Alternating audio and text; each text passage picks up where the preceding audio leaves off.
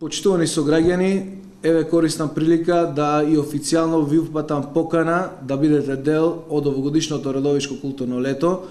кое што ние како општина максимално се потрудивме заедно со Центарот за култура Ацо Караманов во Радовиш да понудиме навистина интересни содржини во делот на културните и забавните манифестации кои што ќе бидат во склопот на овогодишното Радовишко културно лето. И навистина се надевам дека со сето тоа што ќе го нудиме на програмата, апсолутно ќе биде задржано целокупното внимание на секој наш сограѓанин.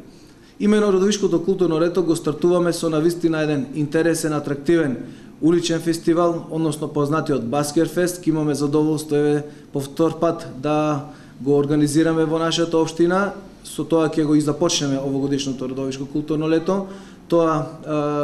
го планираме значи за 14 јули, оваа сабота со почеток од 20 часот и навистина еве сите радовишани од најмалите па до највозрастните ќе имаат ретка прилика да уживаат во овие атрактивни изведби на овие артисти ширум целиот свет, од Јапонија, Белгија, Нигерија, Шпанија, Бугарија, односно еве светот, сите тие способности на овие артисти ќе можеме и да ги видиме во нашата општина, во делот на уличните жонглери, акробатите, шоумените, забава, значи кое што навистина ќе биде ретка можност да ја погледнеме во нашата општина, во нашиот град. Затоа еве во оваа прилика и уште еднаш ви упатувам јавна покана до секој наш сограѓанин во